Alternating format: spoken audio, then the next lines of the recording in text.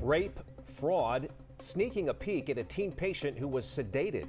Action 9 investigator Jason Stujenki found records showing many doctors in North Carolina break the law. Jason says it happens more often than you may think. Look, most doctors do good work and are stand-up citizens, but I went through state records and found many whose actions may surprise you. Sit. Good girl. It all started with Joseph Reiner's ears. My jaw started hurting. He says a physician assistant prescribed antibiotics and suggested ibuprofen. And I asked if there was anything else that I could do, and she said if I was open to homeopathic remedies. And she said the onion earmuff method. She described taking an onion, cutting it in half, soaking it in water,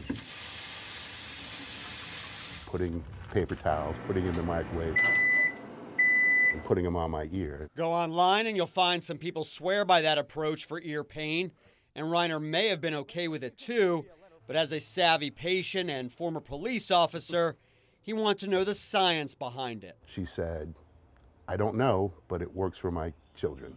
And that's what rubbed Reiner the wrong way. So he complained to the state medical board. Well, there's a medical professional giving medical advice without knowing why or how that particular remedy works. Onion earmuffs are one thing, but check medical board records like I did, and you'll find much more alarming cases. The board says a surgeon doing a gastric bypass failed to do a certain test and that the patient ultimately died. Another doctor was convicted of rape.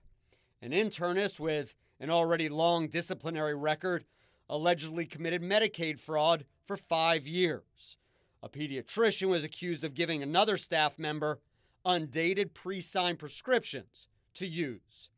A dermatologist allegedly bought items on Amazon and returned less expensive ones in their place, some $300,000 less expensive. He pled guilty to mail fraud. Records say a PA admitted drinking alcohol before and after his shift, even in the hospital parking lot. And a surgeon operating on a 19-year-old crash victim allegedly wanted to know if her breasts were natural or implants.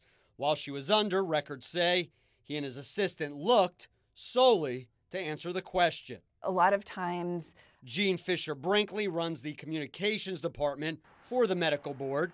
She says the board investigates every complaint and that it's important for patients to look up their own doctor's records. it's better to know if there is adverse history so that you have all the information and you can make your own decision about whether you're comfortable. Obviously, Joseph Reiner was not comfortable.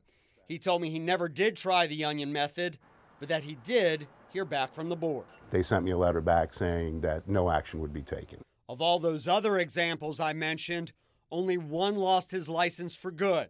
The rest are still able to practice medicine. Bottom line, you really have to be your own best advocate. It's easy to search your doctor's records. I show you how on our news app. In North Charlotte, Jason Stujenki, Channel 9 Eyewitness News.